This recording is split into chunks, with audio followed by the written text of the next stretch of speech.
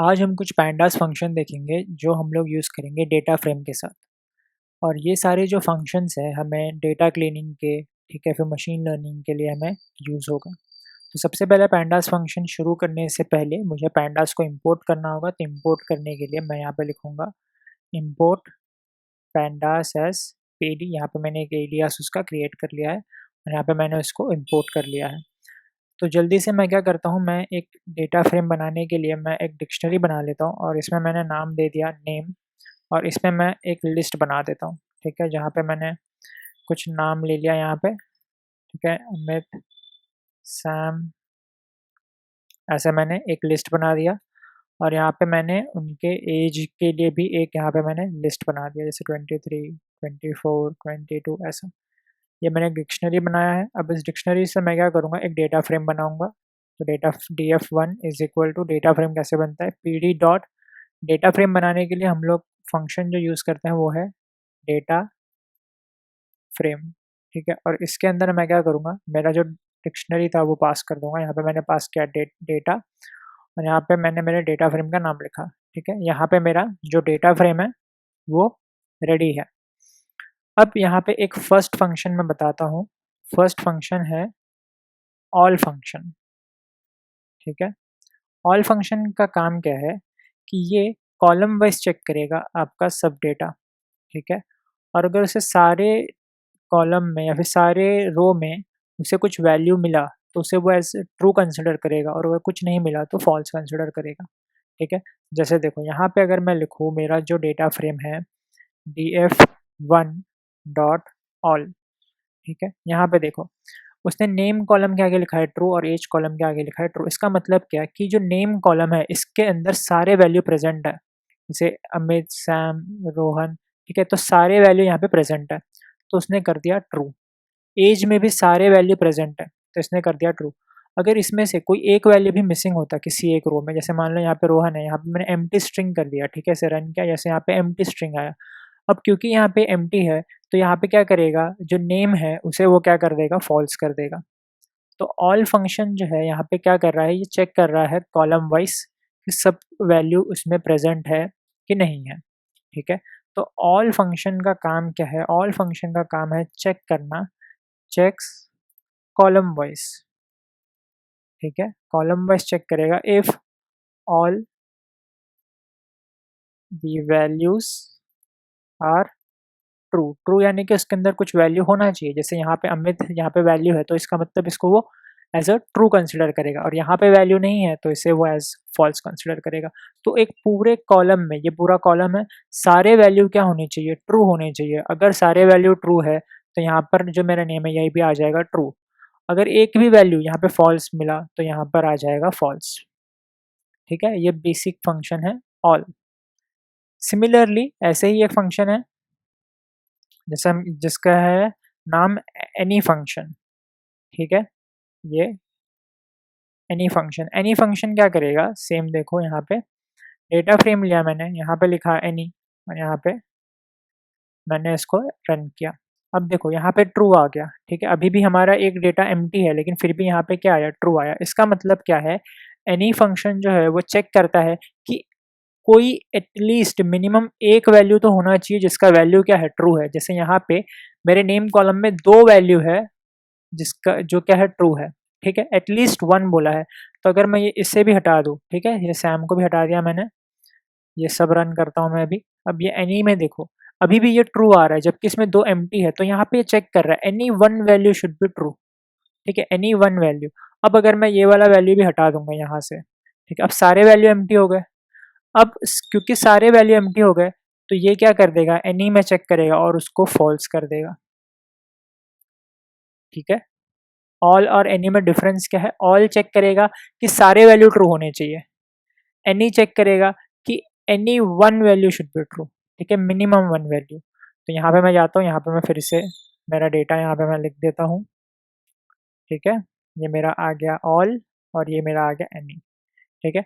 तो एनी जो फंक्शन है ये क्या चेक करेगा, चेक्स, ये भी कॉलम वाइज ही चेक कर रहा है, ठीक है, कॉलम वाइज, ठीक है। अच्छा क्या चेक करेगा, if any one value is true, कोई एक वैल्यू जो है वो ट्रू होना चाहिए, ठीक है। ये मेरे फंक्शन था ऑल और एनी, ठीक है।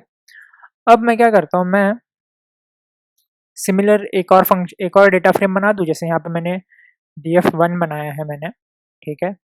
मैं यहाँ पे एक और डेटा फ्रेम बनाता हूँ, जैसे मैंने बोला डेटा 1। अच्छा, मैं फंक्शन कौन सा बता रहा हूँ, देखो यहाँ पे मैं फंक्शन बता रहा हूँ अपेंड, ठीक है। यहाँ पे मैं फंक्शन बता रहा हूँ अपेंड फंक्शन। अब देखो यहाँ पे मेरे पास एक df1 है, एक डेटा फ्रेम रेडी है। मैं एक और डेटा फ्रेम बनाता हूँ। तो जैसे मैंने यहाँ पे दे दिया डेटा 1 इज इक्वल टू, यहाँ पे पहले मैं एक डिक्शनरी बना लेता हूँ, और डिक्शनरी में मैंने वही सेम मैंने ले लिया नेम, ठीक है। और यहाँ पे मैं कुछ भी नाम दे सकता हूँ, अभी के लिए मैं इसको ABC ऐसे नाम दे रहा हूँ, ABC। और यहाँ पे मुझे चाहिए होगा एक और कॉलम, मैंने बोला एज, यहाँ पे मैंने रैंडमली एक एज भी ले लिया। अब मैं यहाँ पे डेटा फ्रेम बनाऊंगा df2 is equal to pd dot data frame, और यहाँ पे मैंने पास कर दिया मेरा वैल्यू सब, और यहाँ पे मैंने डेटा फ्रेम 2 मैंने बना दिया। तो यहाँ पे देखो मेरे पास दो डेटा फ्रेम आ गए, एक आ गया डेटा फ्रेम 1 और एक आ गया डेटा फ्रेम 2। मुझे क्या करना है, अपेंड करना है डेटा फ्रेम 1 को। देखो यहाँ पे कैसे लिखूंगा, डेटा फ्रेम, यहाँ पे मैं लिखूंगा डेटा फ्रेम, एक मिनट इसको बनाना पड़ेगा मुझे कोड, ठीक है। देखो यहाँ पे मैं लिखूंगा df1 यानी कि डेटा फ्रेम 1 में मुझे क्या करना है, मुझे अपेंड करना है डेटा फ्रेम 2। और देखो ये कैसा आया, ठीक है। देखो डेटा फ्रेम 1 पूरा आ गया, ये वाला वैल्यू हमने एम्प्टी रखा था डेटा फ्रेम 1, और उसके नीचे हमने अपेंड कर दिया डेटा फ्रेम 2, तो ये अपेंड करता है। अब ये वार्निंग क्या आया है, देखो यहाँ पे ये वार्निंग क्या कह रहा है, the frame dot append method is deprecated and will be removed from pandas in future version. Future version में ये जो अपेंड नाम का फंक्शन है इसे वो हटा देंगे, ऐसा कह रहे हैं। और यहाँ पर उन्होंने क्या कहा है, यूज pandas डॉट कॉनकैट, हमें कॉनकैट फंक्शन यूज करने के लिए कह रहे हैं, अपेंड नहीं। तो यहाँ पे हम लोग क्या करेंगे, अपेंड के जगह पे अगर मैं ट्राई करूँ कॉनकैट लिखने का, क्या ये अभी अवेलेबल है ये फंक्शन, लेट्स सी, ठीक है, ये एग्जीक्यूट हो रहा है। तो यहाँ पे मुझे एरर आया कि अभी तो कॉनकैट नाम का कोई फंक्शन है नहीं यहाँ पे, ठीक है। अब जब फ्यूचर वर्जन में आएगा तब हम इसको कॉनकैट यूज़ करेंगे, लेकिन अभी के लिए हम लोग इसको अपेंड यूज़ कर सकते हैं। ये वार्निंग को हम लोग इग्नोर कर सकते हैं, ठीक है। अब नेक्स्ट जो फंक्शन है वो है असाइन फंक्शन, ठीक है। असाइन फंक्शन के लिए भी हमें क्या करना होगा, असाइन फंक्शन के लिए हमें एक डेटा फ्रेम चाहिए, तो डेटा फ्रेम है हमारे पास, जैसे df1 ले लिया मैंने। अच्छा एक काम करता हूँ, इसके अंदर है ना मैं एक वैल्यू डाल देता हूँ यहाँ पे, ठीक है। यहाँ पे मैं एक वैल्यू डाल के इसको रन करता हूँ, और ये वाला मैं डायरेक्ट रन करता हूँ, चलो ठीक है। ये आ गया मेरे पास एक डेटा फ्रेम। अब असाइन का काम क्या है, असाइन का काम ये है कि ये एक कॉलम ऐड करता है। असाइन का काम क्या है, यहाँ पे देखो, यहाँ पे मैं लिखता हूँ, सबसे पहले मुझे क्या करना पड़ेगा, एक नया डेटा फ्रेम बना लेता हूँ मैं, df3 इज इक्वल टू, मैं क्या करूँगा, जो मेरा df1 है उसके अंदर ही मुझे एक न्यू कॉलम ऐड करना है, तो मैं यहाँ पे लिखूंगा असाइन, ठीक है। फिर कॉलम का नाम क्या रखना है, मैंने कहा कॉलम का नाम फ़ोन रख दो। अच्छा कितने वैल्यू है मेरे पास, 3 वैल्यू, तो यहाँ पे एक लिस्ट पास करके ना मैं 3 नंबर दे दूंगा यहाँ पे, ऐसे फ़ोन नंबर होंगे ये शायद, ठीक है। ये इनके फ़ोन नंबर आ गया, और ये आ गया मेरा डेटा फ्रेम बन के रेडी। तो यहाँ पे मैं जब लिखूंगा df3 और इसको रन करूंगा, देखो यहाँ पे मेरा एक नया डेटा फ्रेम बना जिसके अंदर एक और कॉलम ऐड किया। तो जो यहाँ पे जो मैंने असाइन लिखा था, असाइन का काम क्या है, ऐड न्यू कॉलम, ठीक है। एट ये लास्ट में ऐड करेगा, अपेंड जो है देखो नेम एज और फोन जो है वो उसने लास्ट में एक कॉलम ऐड किया, तो कॉलम ऐड करने के लिए हम लोग यूज करेंगे असाइन, ठीक है। अब जैसे ये असाइन फंक्शन है हमारे पास ना, वैसे ही एक और फंक्शन है जिसका नाम है इंसर्ट, ठीक है। अब इंसर्ट फंक्शन क्या करेगा, देखो इंसर्ट फंक्शन हम जब भी लिखेंगे तो वो क्या करेगा कि दो कॉलम के बीच में जो है वैल्यू वो इंसर्ट करेगा। जैसे यहाँ पे मेरे पास एक इसका फंक्शन का नाम हम लोग देख रहे हैं इंसर्ट फंक्शन, ठीक है। तो मेरे पास एक डेटा फ्रेम है, डेटा फ्रेम 1 यहाँ पर है। अब मुझे क्या करना है, जैसे असाइन ने क्या किया था, फ़ोन को लास्ट में ऐड किया था। अब मुझे जो फ़ोन कॉलम है वो मुझे नेम और एज के बीच में ऐड करना है, ठीक है। तो नेम और एज के बीच में अगर ऐड करना है तो वो कैसे करेंगे, यहाँ पे मैं एक नया डेटा फ्रेम बनाऊंगा df4 इज इक्वल टू, ठीक है। या फिर मैं क्या कर सकता हूँ, df4 नहीं, चलो df1 में ही मैं क्या करता हूँ, इंसर्ट करता हूँ df1 डॉट इंसर्ट। ठीक है, अच्छा इंसर्ट मुझे कौन से पोजीशन पे करना है, देखो यहाँ पे जो नेम है इस कॉलम का इंडेक्स नंबर है 0 और एज का कॉलम इंडेक्स नंबर है 1, तो मुझे 1 पे करना है, यानी कि नेम मेरा होगा इंडेक्स नंबर 0, अभी जो इंसर्ट कर रहा होगा इंडेक्स नंबर 1 और एज को बनाऊंगा मैं इंडेक्स नंबर 2। ठीक है, तो यहाँ पे मैंने बताया पोजीशन कि भाई मुझे फर्स्ट पोजीशन पर चाहिए। ठीक है, फिर सेकेंड पैरामीटर होता है कॉलम का नाम, तो मैंने दे दिया कॉलम का नाम। और थर्ड पैरामीटर जो होता है, जैसे हमने यहाँ पे ऊपर एक लिस्ट दिया था रैंडम, मैं इनका फ़ोन नंबर यहाँ पे मैंने ऐसे लिख के यहाँ पे दे दिया। तो देखो यहाँ पे जो है मेरा डेटा फ्रेम में इंसर्ट हो गया। अब मैं अगर इस डेटा फ्रेम को प्रिंट करूँगा तो देखो फ़ोन नंबर जो मेरा फर्स्ट इंडेक्स पे है, नेम जो है वो मेरा 0 इंडेक्स है, फ़ोन फर्स्ट इंडेक्स है और एज जो है मेरा सेकेंड इंडेक्स है। ठीक है, तो ऐसे हम लोग क्या करेंगे, इंसर्ट करेंगे। तो असाइन और इंसर्ट में आपको डिफरेंस समझ आया होगा। असाइन जो है वो क्या करता है, कॉलम ऐड करता है लेकिन वो लास्ट में ऐड करता है, और इंसर्ट जो है हम जिस इंडेक्स पर करना चाहे हम लोग कर सकते हैं। ठीक है, चलो अब एक और बहुत इंपॉर्टेंट ये फंक्शन हम लोग यहाँ पे हर बहुत बार यूज़ होगा। चलो देखो, मेरे पास एक डेटा सेट है, मैं वो डेटा सेट पहले रीड कर लेता हूँ। ठीक है, जैसे मैंने बोला data set is equal to, मैंने लिखा P D dot read underscore C S V, जैसे हम सी एस वी रीड करते हैं वैसे, और इसका नाम है मेरा data dot C S V. ठीक है, और यहाँ पे मैं डेटा सेट को यहाँ पे मैं प्रिंट करता हूँ। देखो यहाँ पे मेरा डेटा सेट आ गया। ठीक है, अब इस डेटा सेट का अगर मुझे कुछ इन्फॉर्मेशन चाहिए होगा तो हमने देखा था कि डेटा सेट डॉट डिस्क्राइब नाम का एक फंक्शन होता है। ठीक है, और करूँगा तो यहाँ पे देखो, यहाँ पे मुझे इसका डिस्क्रिप्शन मिल गया कि कितने काउंट है। तो यहाँ पे देखो, अगर तुम ध्यान से देखोगे तो यहाँ पे मेरे पास 169 रोज है। ठीक है, अच्छा तो काउंट भी 169 ही होगा यहाँ पे अगर देखोगे तो। ठीक है, ये भी 169 है, ये भी 169 है, लेकिन कैलोरीज जो है मेरा 164 है। इसका मतलब कैलोरीज में 5 वैल्यू मिसिंग है। करेक्ट ना, इससे मुझे ये पता चल गया कि कैलोरीज जो ये जो कॉलम है इसमें 5 वैल्यू कहीं ना कहीं पर मिसिंग है, इसीलिए 164 दिखा रहा है। अगर सारे वैल्यू प्रेजेंट होते तो 169 जैसे जितने रो है उतने ही काउंट दिखाता है यहाँ पे, तो यहाँ यानी कि कैलोरीज में मेरे 5 वैल्यूज जो है वो मिसिंग है। ठीक है, डिस्क्राइब से मुझे ये पता चल गया। अच्छा, मेरे पास एक और फंक्शन है, जैसे मैंने लिखा data set dot info, info से भी मुझे पता चल जाएगा। देखो यहाँ पे कितने नॉन नल वैल्यू है, जैसे ड्यूरेशन में पूरे 169 के 169 नॉन नल है, ये भी नॉन नल है, लेकिन इसमें 164, यानी कि यहाँ से ही मुझे पता चल गया कि भाई 5 वैल्यू जो है वो मिसिंग है। ठीक, तो वो हम लोग कैसे चेक कर सकते हैं, देखो यहाँ पे मैं क्या करता हूँ, यहाँ पे हम लोग एक फंक्शन देखेंगे, इसका नाम है इज एन ए। ठीक है, ये फंक्शन का नाम है इज एन ए। यहाँ पे मैं क्या करूँगा, यहाँ पे मैं लिखूँगा मेरा जो डेटा सेट है, डेटा सेट उसमें मैं सेलेक्ट करूँगा क्या, कॉलम का नाम है calories dot is N A. ठीक है, और यहाँ पे देखो, यहाँ पे इज एन ए जब मैंने किया तो यहाँ पे से सारे फॉल्स फॉल्स दे दिए, और अगर नन होगा मान लो फिर नल है या फिर, तो वो क्या देगा, ट्रू देगा। तो मेरे सारे कॉलम यहाँ पे देखो वो शो नहीं कर रहा है ना, सिर्फ टॉप के 5 और बॉटम के 5, यानी कि इसमें से कुछ वैल्यू ऐसे भी होगा जहाँ पे अगर मेरा वैल्यू नल है तो वो मुझे वहाँ पे वैल्यू क्या देगा, ट्रू भी देगा। ठीक है, चलो इसको मैं दिखाने के लिए मैं क्या करता हूँ, मैं यहाँ पे एक सेटिंग्स जो है इसका पैंडास का वो चेंज करता हूँ। ठीक है, क्योंकि हम लोग जब भी प्रिंट कर रहे हैं सिर्फ हम लोग को टॉप के 5 रो और बॉटम के 5 रो ही दिखा रहा है।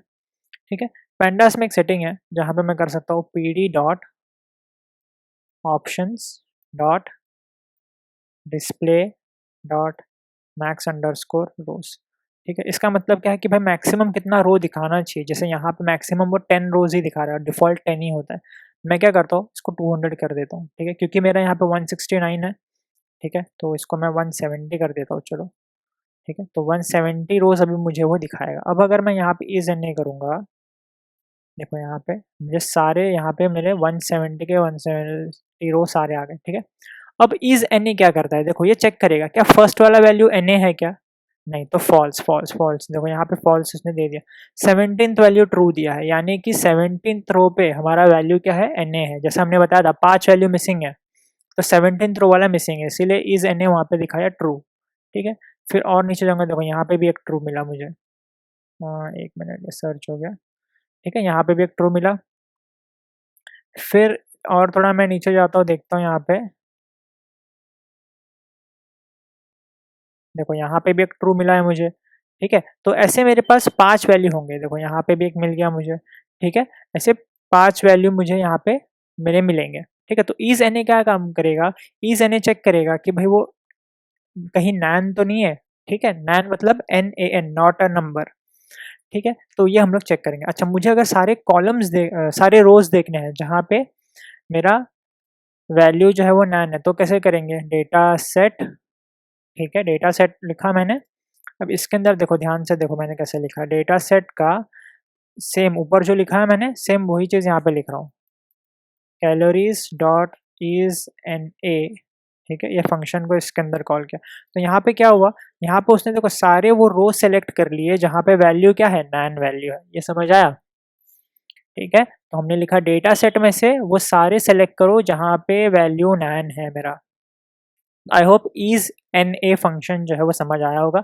हम लोग ने क्या किया, एक डेटा फ्रेम को हम लोग ने यहाँ पे लोड किया, इसके बाद हमने इसको डिस्क्राइब किया, तो हमें पता चला कि इसमें 5 वैल्यू मिसिंग है। ठीक है, फिर हमने इन्फो करके भी देखा, यहाँ पे भी वो बता रहा है 5 वैल्यू मिसिंग है। फिर हमने यहाँ पे क्या किया, क्योंकि हम लोग को यहाँ पे जब हम डिस्प्ले कर रहे थे तो 10 रोज ही दिखा रहे, हमें सारे देखने थे, तो हमने मैक्सिमम रो 170 कर दिया। फिर हमने देखा कि ईज एन ए फंक्शन क्या करेगा, ईज एन ए फंक्शन हम लोग को बताएगा कि ये वैल्यूज जो है वो एन ए है क्या, यानी नॉट अवेलेबल है क्या। तो भाई ये वाला वैल्यू तो अवेलेबल नहीं था, तो इसलिए यहाँ पे दिखा दिया ट्रू। ठीक है, ऐसे हमें 5 वैल्यूज यहाँ पे मिले, और 5 वैल्यूज, और हमने उसमें से रो कैसे निकाला, ऐसे कुछ निकाला, डेटा सेट में से हमने सेलेक्ट किया कि ईज एन ए है कि नहीं, और वो 5 रो मुझे उसने निकाल के दे दिया। ठीक है, अच्छा अब यहाँ पे होगा क्या कि मान लो अगर हम मशीन लर्निंग कर रहे हैं या फिर डेटा साइंस कर रहे हैं, हम लोग क्या करते हैं कि ये जो हमारा डेटा सेट है, यही डेटा सेट हम आगे फॉरवर्ड करेंगे हमारे मशीन लर्निंग के एल्गोरिदम को। ठीक है, ये जो पूरा डेटा सेट है, अब इसमें क्योंकि एन ए वैल्यू है, तो मशीन लर्निंग का जो मॉडल है वो नहीं समझ पाएगा एन ए, ये एन एन क्या है, वो नंबर्स तो समझ जाएगा लेकिन ये नहीं समझ पाएगा।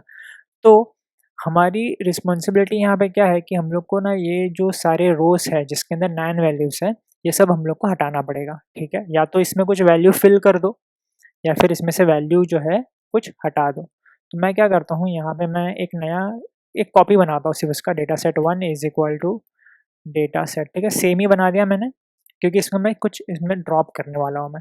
ठीक है, सिर्फ एक मैंने इसका कॉपी बनाया। अब मैं एक फंक्शन बताऊँगा। ठीक है, फंक्शन का नाम क्या है, फंक्शन का नाम है ड्रॉप एन ए। अब ये तो समझ आ ही गया होगा कि इस फंक्शन करेगा क्या।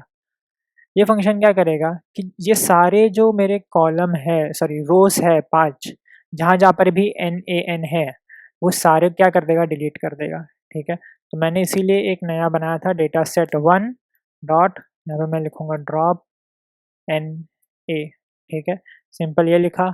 अब देखो यहाँ पे जो है मेरे, यहाँ पे सारे रोस आ गए, यहाँ पे कितना आ रहा है 168 आ रहा है, लेकिन बीच बीच में से उसने, जैसे यहाँ पे था रो नंबर 17, तो रो नंबर 17 आपको नहीं मिलेगा यहाँ पे, क्योंकि रो नंबर 17 देखो 16 के बाद 18, उसने एन ए जो था वो सारे रो को क्या कर दिया, उसने ड्रॉप कर दिया। अब अगर मैं डेटा सेट 1 जो मैंने बनाया, डेटा सेट 1 डॉट इन्फो करके अगर मैं देखूंगा, तो ये क्या करेगा, देखो उसने इसमें डेटा सेट 1 था, क्या था, डेटा सेट 1 में से मैंने ड्रॉप किया डेटा सेट 1 डॉट इन्फो, नहीं, 1 मिनट,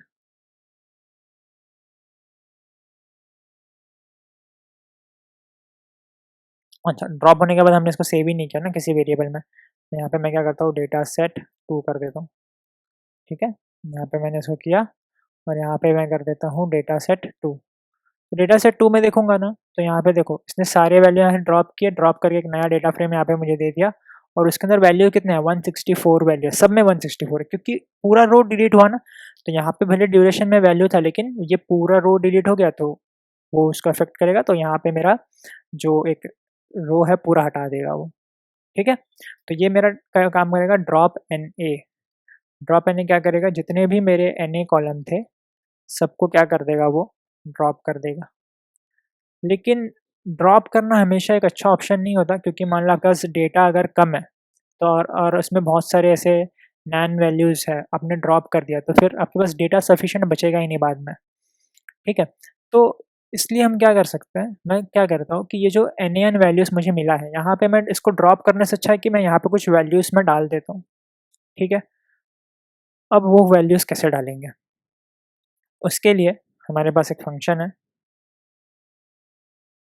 फ़ंक्शन का नाम है fillNA, सॉरी नहीं, हुँ, फ़ंक्शन का नाम है fillNA, ठीक है? अब जैसे ये तो नाम से पता चल रहा है, क्या कर देगा कि NA वैल्यूज़ को ये फिल कर देगा। अब ये कैसे फिल करेगा? जैसे मेरे पास जो डेटा सेट 1 है, ठीक है? इसके अंदर मेरे सारे वैल्यूज़ है, सारे ये नैन वैल्यूज़ भी है दिख रहा है, ठीक है? इसके अंदर मुझे वैल्यूज़ फिल करना है NaN के, देखो इसके अंदर सारे, लेकिन इसके अंदर मैं क्या वैल्यू डालूँ? 1, 2, 3 क्या वैल्यू डालूँ? एक अच्छा तरीका ये है कि यहाँ पे जो मेरे पास ये जो कैलोरीज़ है ना, कहाँ गया? ये वाला, सारे कैलोरीज़ है। मैं क्या करता हूँ, इस सारे कैलोरीज़ का सिर्फ़ एक एवरेज ले लेता हूँ, मीन ले लेता हूँ और जो भी एवरेज आया मैं वो यहाँ पे पेस्ट कर दूँगा। ये एक सही तरीका है क्योंकि यहाँ पे मैं रैंडमली कुछ भी वैल्यू तो नहीं डाल सकता।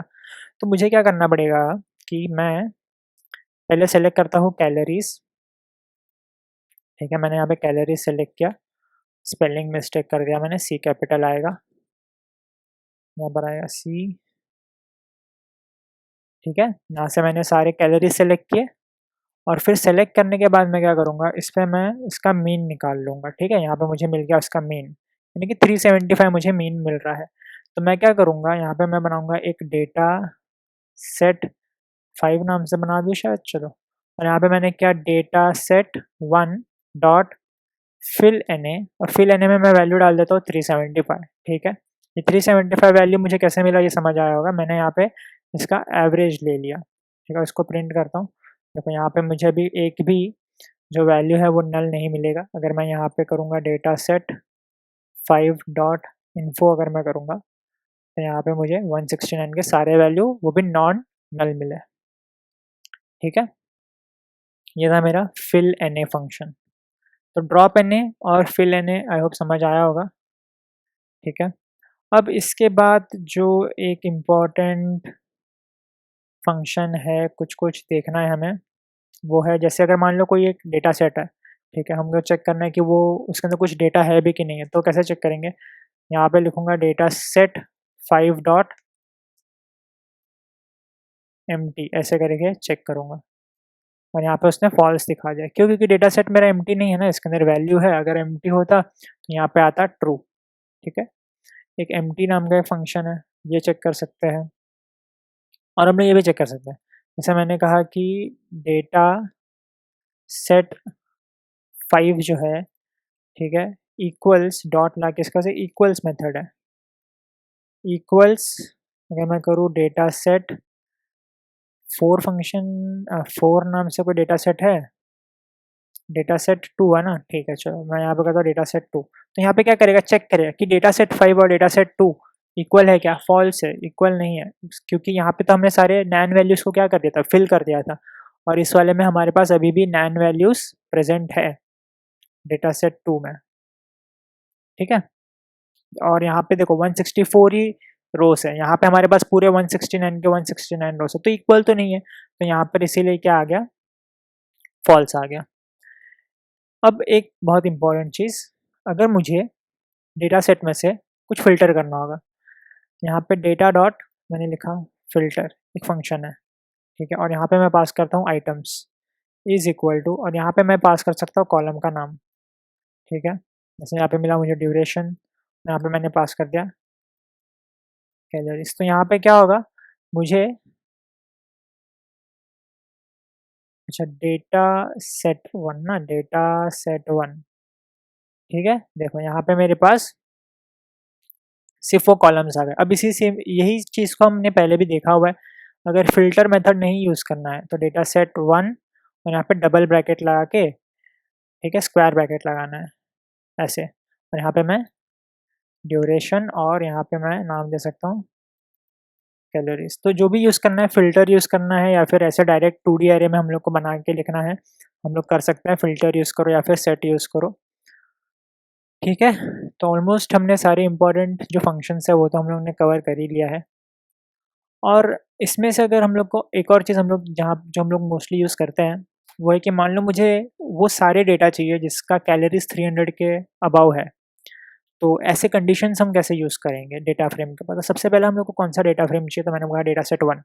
अच्छा, कंडीशन क्या है? कंडीशन ये है, इसके अंदर हम कंडीशन लिख सकते हैं डायरेक्ट कि भाई डेटा सेट 1 का जो कैलोरीज़ है, अगर वो अबाउ 300 है, तो मुझे वो सारे सेलेक्ट करके दिखाओ। ये अपने आप सेलेक्ट करके मुझे वो सारे दिखा देगा, जिसका कैलोरीज़ जो है वो क्या है 300 से अबाव है। देखो यहाँ पे सबका कैलोरीज़ 300 के अबाव है। तो एक बेसिक की कंडीशन में हम देख सकते हैं, क्योंकि ऐसे कंडीशन हम लोगों को मशीन लर्निंग एल्गोरिदम में डेटा देने से पहले हम लोग को यूज़ होगा। तो ये कैसे देते हैं ये पता होना चाहिए था, ठीक है? तो इतने फंक्शंस आई होप कि समझ आए होंगे और ये सफिशिएंट है, हम लोग थोड़ा शुरू कर सकते हैं। लाइक और भी फंक्शंस है इसमें, वो सारे फंक्शंस हम लोग पढ़ेंगे, अगर जैसे-जैसे हमारा रिक्वायरमेंट आएगा हम इसको पढ़ेंगे।